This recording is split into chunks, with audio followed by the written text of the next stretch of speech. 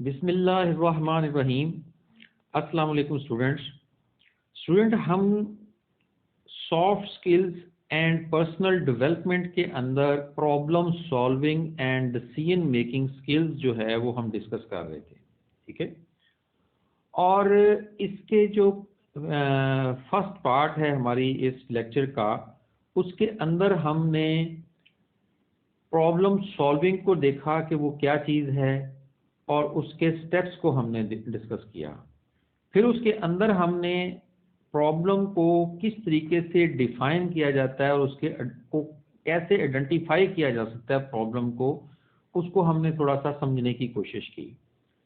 इस लेक्चर के अंदर हम जो है ब्रेन स्टॉर्मिंग के ऊपर और आगे फर्दर चीज़ों के ऊपर हम बात करेंगे कि किस तरीके से प्रॉब्लम को हम समझ सकते हैं और उसके हवाले से हम जो है किस तरीके से अपनी ब्रेन स्टॉर्मिंग जो है वो करते हैं, और ब्रेन स्टॉर्मिंग होती क्या चीज़ है इसको भी हम इंशाल्लाह समझेंगे यहाँ पे। ठीक है स्टूडेंट्स, प्रॉब्लम सॉल्विंग के अंदर जो स्टेप्स हमने डिस्कस किए हैं ये इंतहाई इम्पॉर्टेंट स्टेप्स हैं, और इन्हीं के ऊपर रहते हुए हम अपनी प्रॉब्लम सॉल्विंग को समझने की कोशिश करेंगे कि किस तरीके से एक प्रॉब्लम को सॉल्व किया जा सकता है। ठीक है, अच्छा, अब यहाँ पर जो है अभी हम जिस चीज़ से शुरुआत ले रहे हैं वो है ब्रेन स्टॉर्मिंग। ब्रेन स्टॉर्मिंग का मतलब ये होता है कि आप अपने जहन को, या यूं कह लें कि जब हम दो या दो से चार लोग मिलकर या एक इंडिविजुअल भी जब अपने जहन के ऊपर जो है वो जोर डालते हुए मुख्तलिफ किस्म के ऑप्शंस को डिस्कस करता है, सोचता है और वर्किंग करता है, अपना होमवर्क करता है, उसको हम कहते हैं ब्रेनस्टॉर्मिंग। अब ब्रेनस्टॉर्मिंग का यहाँ पे क्या रोल है, इस चीज़ को हम थोड़ा सा समझते हैं कि कहता है those working to solve the problem should come up with a many solution as possible। ठीक है ना, कि जो शख्स जो है जो काम करते हैं, देखते हैं प्रॉब्लम को सॉल्व करने के लिए, उनको क्या चीज़ है कि वो एज मैनी सॉल्यूशंस जो होते हैं ना, एज मैनी एज पॉसिबल जो सॉल्यूशंस होते हैं उनके ऊपर जो है वो अपने तमाम सॉल्यूशंस को एक जगह पे इकट्ठा करते हैं। ठीक है, often one person's idea may branch the ideas of others। ठीक है ना, कि एक शख्स का नॉर्मली एक शख्स एक आइडिया प्लॉट करता है तो वो जो आइडिया होता है वो दूसरे लोगों तक जो है किस तरीके से पहुंचता है, और वो आइडिया दूसरे लोगों के हवाले से उनकी ब्रांचेस यानी कि शाखों की शक्ल में दूसरे लोगों तक भी वो चला जाता है और दूसरे लोग भी उसके ऊपर वर्किंग करते हैं। ठीक है, all ideas should be written down to evaluate later. ठीक है, ब्रेनस्टॉर्मिंग के अंदर हम क्या करते हैं कि तमाम आइडियाज जितने भी होते हैं उनको हम रिटन डाउन राइट कर लेते हैं एवेल्युएट करने के लिए उनको बाद में। ठीक है, अब ब्रेनस्टॉर्मिंग के अंदर वो कहता है गोल इज टू जनरेट, कि हम क्या करते हैं जनरेट जो है ना, वो goal is to generate ideas, के गोल जो होते हैं वही बेसिकली आइडियाज को जनरेट करते हैं। बिल्ड टीम वर्क, आप एक टीम बिल्ड करते हो, उसके अंदर ट्रस्ट बिल्ड करते हो, फिर उसको आप स्टिमुलेट करते हो क्रिएटिव थॉट्स के हवाले से। ठीक है ना, जो आप टीम बनाते हो उसके ऊपर आप उन सब के ऊपर एक भरोसामंद जो है उसके ऊपर एक ट्रस्ट बिल्ड होता है। ठीक है, टीम की शक्ल में। ठीक है, और फिर आप उनको स्टिमुलेट करते हो, उनको पुशअप करते हो कि वो जो हैं वो सोचें, मुख्तलिफ किस्म के ऑप्शंस के ऊपर सोचें। Unstructured method allow anybody to contribute an idea at any time. एक अनस्ट्रक्चर्ड जो मेथड होता है, अनस्ट्रक्चर्ड जो हम एक लाइनअप हम जो अपनी बनाते हैं उसके अंदर कोई भी शख्स जो उसके अंदर इन्वॉल्व होता है वो क्या करता है, contribute.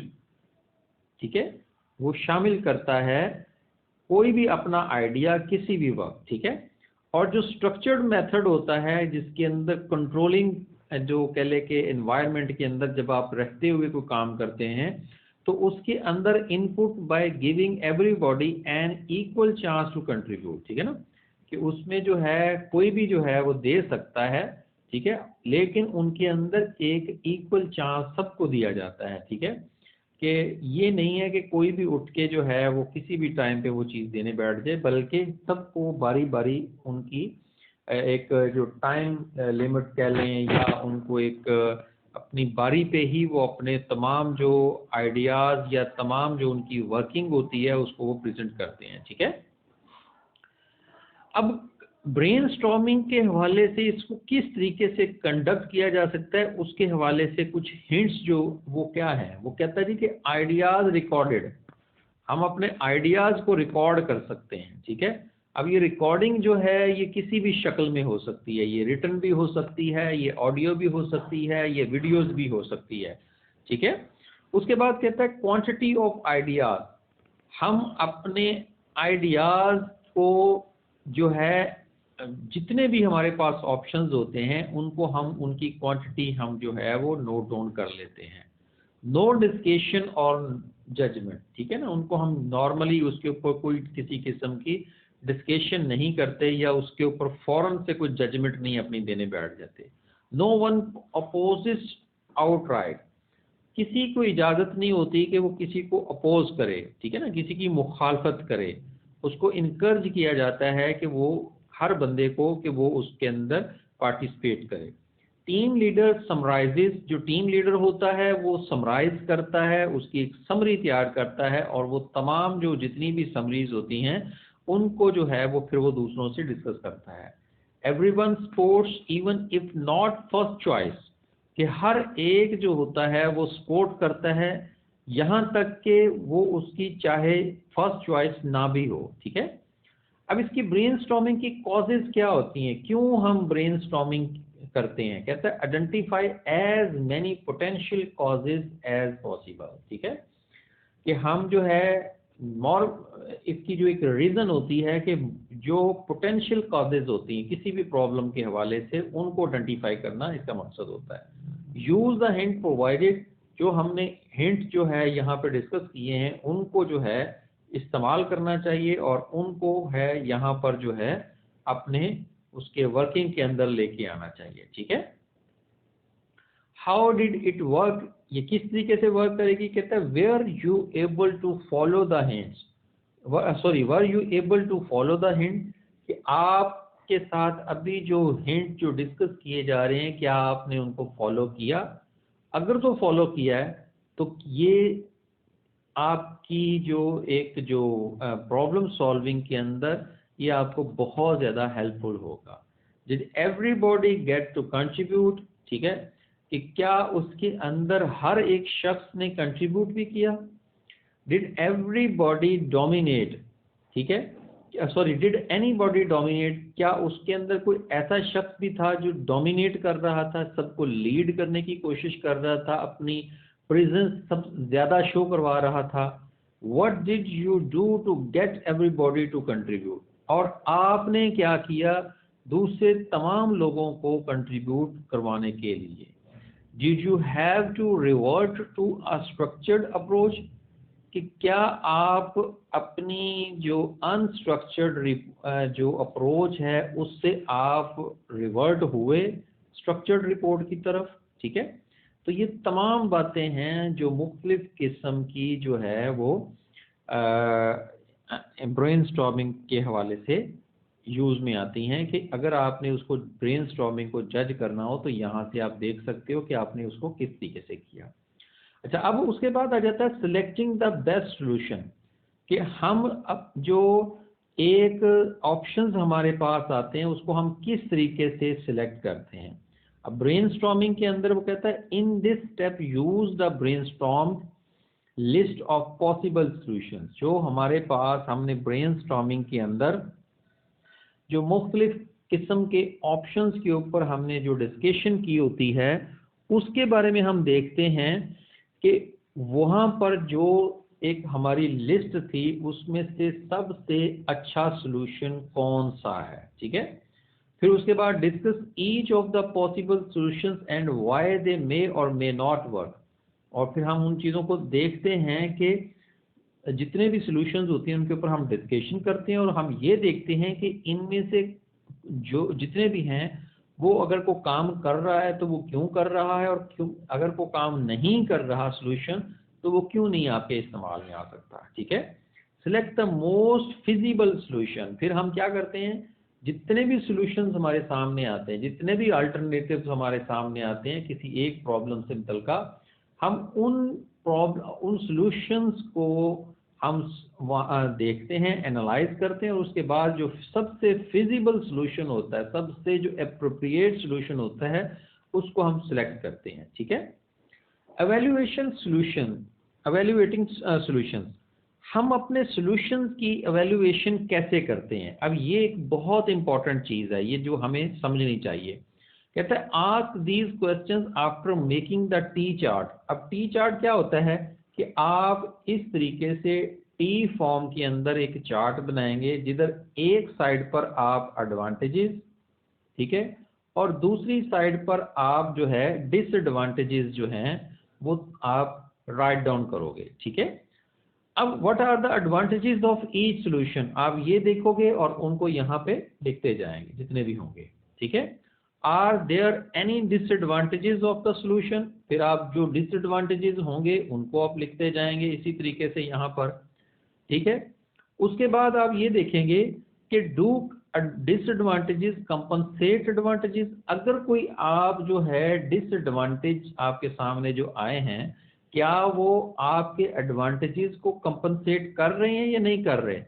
Would the solution actually solve the problem, कि जो आपका जो सॉल्यूशन है वो क्या असल में या हकीकत में वाकई प्रॉब्लम को सॉल्व कर रहा है या नहीं कर रहा, इस चीज़ को आप जो है एवेल्युएट करेंगे। ठीक है, और ये कैसे एवेल्युएट होगा? टी चार्ट की मदद से। आप टी चार्ट के ऊपर एडवांटेजेस और डिसएडवांटेजेस को आप ले सकते हो और वहां से आप डिस्कशन अपनी कर सकते हो। ठीक है, अच्छा स्टूडेंट्स, अब हम यहाँ पर ज़रा थोड़ा सा देखते हैं कि नॉर्मली प्रॉब्लम सॉल्विंग के हवाले से अक्सर हम जो अपनी लाइफ के अंदर, अपनी प्रैक्टिकल लाइफ के अंदर ट्रेडिशनल प्रॉब्लम सॉल्विंग एटीट्यूड जो हम अपनाते हैं वह वो क्या चीज़ होती है? वो कहता है फोकस ऑन सॉल्यूशंस, सॉल्यूशंस के ऊपर हम फोकस करते हैं। Speed is more important than facts जो है। ठीक है, कि हम क्या करते हैं कि हमारा जो है हम स्पीड के ऊपर जो है वो फोकस करते हैं फैक्ट्स की बजाय। ठीक है, focus on individual manager solving detecting solution. ठीक है, कि इसके अंदर क्या चीज होती है कि crews look to the foreman superintendent to tell them to what to do. ठीक है, कि हम क्या करते हैं कि उसके अंदर हम देखते हैं कि एक फोरमैन या सुपरिटेंडेंट जो है वो किस तरीके से जो है वो उसके ऊपर जो है वो काम कैसे कर रहा है। ठीक है, और हम इसी चीज़ों से हम जो है वो अपनी प्रॉब्लम्स को जो है वो वहाँ से वो करने की कोशिश कर रहे होते हैं। ठीक है, ट्रेडिशनल प्रॉब्लम सॉल्विंग के अंदर आप क्या करते हो कि या तो आप अगले बंदे को कहते हो कि रेडी हो, या फिर आप उसको फायर करने के ऊपर चले जाते हो। आपका अब मकसद जो होता है वो नॉर्मली बस वही उसमें आ रहा होता है, अब उसी के ऊपर फोकस आपने रखा होता है, लेकिन उसको कैसे अचीव करना है इन चीज़ों के ऊपर आपका फोकस नहीं होता। ठीक है, trial and error problem solving जो है इसमें क्या चीज़ है, कहता है प्रॉब्लम अराइजेज।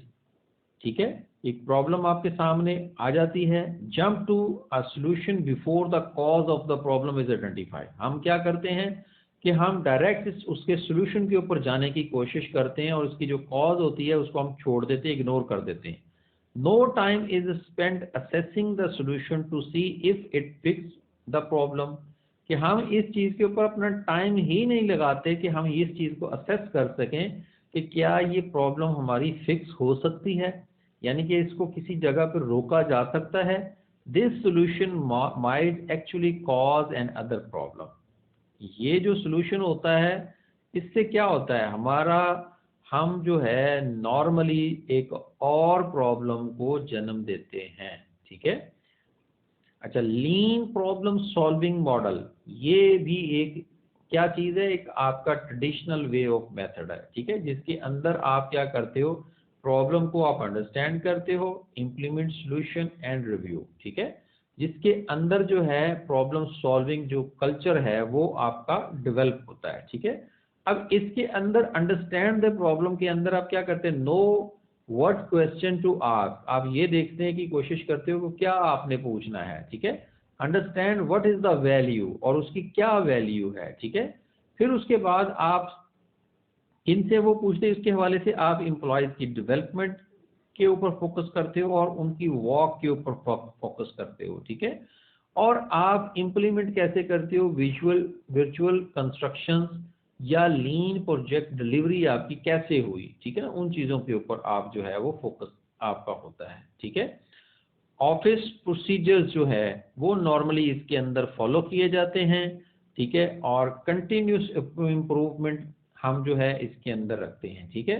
तो ये एक बहुत अच्छी अप्रोच है लीन प्रॉब्लम सॉल्विंग जो आपकी मॉडल जो है, इसके अंदर आप बहुत सारी चीज़ों को जो है वो आप एनालाइज करते हो और समझने की कोशिश करते हो, ठीक है। लीन प्रॉब्लम सॉल्विंग के अंदर ही क्रूज involve in understanding the problem, ठीक है, कि इसके अंदर जो टीम आपकी होती है उसको हम जो है इन्वॉल्व करते हैं किसी भी प्रॉब्लम को समझने के लिए, ठीक है। Why would you want the crews to be involve, इसके अंदर हम क्यों जो आपकी जो टीम होती है उसको हम क्यों इन्वॉल्व करते हैं, इस चीज को हमने समझना है, ठीक है। How can you understand the history of the problem, ठीक है। इस अप्रोच के अंदर जो है आप एक प्रॉब्लम की हिस्ट्री को कैसे आप अंडरस्टैंड करोगे, इस चीज को आपने देखना होता है, ठीक है। How do you involve cruise, आप अपने टीम मेंबर्स को किस तरीके से इन्वॉल्व करोगे, उस चीज को आप यहाँ पे देखते हो, ठीक है। अच्छा, अब हम यहाँ पर स्टूडेंट्स फर्दर आगे जो चीज डिस्कस करेंगे वो है merits of team versus individual problem solving, ठीक है। ये चीज जो है डिस्कशन हम यहीं से कंटिन्यू करेंगे इंशाल्लाह। हम इस चीज की डिस्कशन जो है अपने नेक्स्ट लेक्चर की पार्ट के अंदर डिस्कस करेंगे। यहाँ तक अगर किसी स्टूडेंट के जहन में अगर कोई क्वेश्चन हो और उसको कोई क्वेश्चन उसके माइंड में हो, कोई क्यूरी हो, तो वो यहाँ तक डिस्कस कर सकता है, ठीक है। Thank you.